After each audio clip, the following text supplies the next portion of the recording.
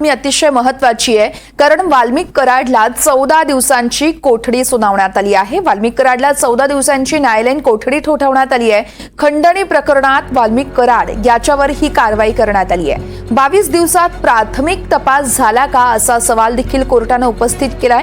कराडला CPAP machine देण्याची मागणी ही करण्यात आली आहे। वाल्मिक कराड याला न्यायालयीन कोठडी दिल्यानंतर आता न्यायालयीन कोठडी दरम्यान कराडला स्लीप एप्निया हा आजार असल्यानं खरं तर मशीन देण्याची मागणी वकिलांना केली आहे। कराडची 22 दिवस चौकशी करण्यात आली। 1 जानेवारीपासून कराड CID आणि SIT कोठडीत होता आणि त्यानंतर 22 दिवसात प्राथमिक तपास झाला का असा सवाल देखील कोर्टाने उपस्थित केला आहे। या संदर्भात मोहसिन शेख आमचे प्रतिनिधी आहेत आपल्यासोबत, ते आपल्याला सविस्तर माहिती देतील।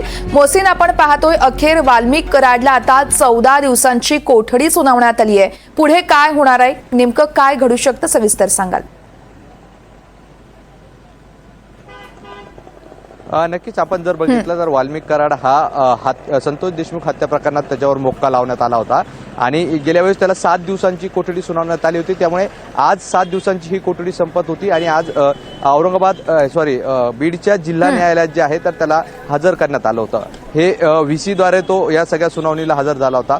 मात्र कोणतीही दोन्ही वकिलांकडून युक्तिवाद झालेला नाही। काही क्षणात जो आहे तर MCR म्हणजेच न्यायालयीन कोठडी सुनावण्यात आली। 14 दिवसांची ही न्यायालयीन कोठडी सुनावण्यात आलेली आहे।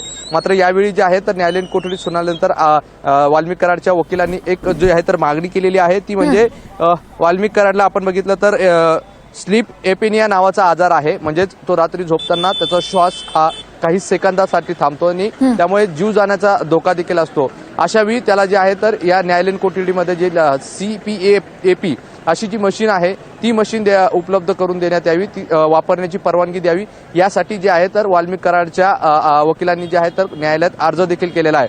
यावर आता काही वेळात जे आहे तर न्यायाधीश निर्णय देखील देतील, परवानगी देतात की नाही हे पाहणं महत्त्वाचं असणार आहे। मात्र वाल्मिक कराडला आता 14 दिवसांची न्यायालयीन कोठडी झालेली आहे। असं वाटत होतं की आज पुन्हा एकदा तपास यंत्रणा जे आहे तर पोलीस कोठडी मागू शकते। मात्र जो आहे तर 22 दिवस उलटलेले आहे। 31 डिसेंबरला वाल्मिक कराड हा पुण्यातील CID कार्यालयात शरण आला होता आणि त्यानंतर त्याला केजच्या न्यायालयात हजर करण्यात आलं। केजच्या न्यायालयाने त्याला त्यावेळेस 14 दिवसांची CID कोठडी सुनावली होती। पुढे हा तपास SIT कडे गेला आणि SIT ने ती कोठडी संपल्यानंतर पुन्हा 7 दिवसांची कोठडी मागितली होती। आज ती सगळी 7 दिवसांची SIT कोठडी संपली होती, त्यामुळे त्याला आज पुन्हा न्यायालयात हजर करण्यात आलं। मात्र आज न्यायालयात हजर केल्यानंतर त्याला 14 दिवसांची जी आहे तर न्यायालयीन कोठडी सुनावण्यात आलेली आहे। त्यामुळे आता प्रश्न एक आहे की वाल्मिक कराडला आता ह्या न्यायालयीन कोठडीनंतर बीडच्या कारागृहामध्ये ठेवतात की संभाजीनगरच्या हर्सुल कारागृहात त्याची रवानगी केली जाते, हे पाहणं महत्त्वाचं असणार आहे। कारण आपण बघितलं तर बीडमध्ये गेल्या वेळेस त्याला जेव्हा न्यायालयात आणण्यात आलं होतं त्यावेळी मोठा गोंधळ उडाला होता। सुरक्षेच्या दृष्टीने न्यायालय असा निर्णय घेऊ शकतं। मात्र याबाबत अजून कोणती अधिकृत माहिती आलेली नाहीये। मात्र जी चर्चा सुरू आहे त्यानुसार संभाजीनगरच्या हर्सुल कारागृहात देखील वाल्मिक कराडला शिफ्ट केलं जाऊ शकतो।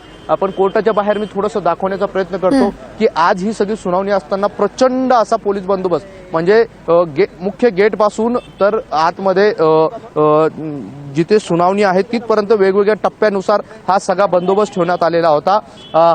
त्यामुळे एकंदरीत गेल्या वेळेस जो गोंधळ झाला होता त्या गोंधळाच्या पार्श्वभूमी ही सगळी सुरक्षेच्या दृष्टीने खबरदारी घेण्यात आलेली आहे आणि आता 14 दिवसांची न्यायालयीन कोठडी त्याला मिळालेली आहे। त्यामुळे आता पुढे काय काय होतं हे पाहणं महत्त्वाचं आहे आणि त्याला कोणत्या कारागृहात शिफ्ट केलं जातं हे देखील पाहणं महत्त्वाचं असणार आहे।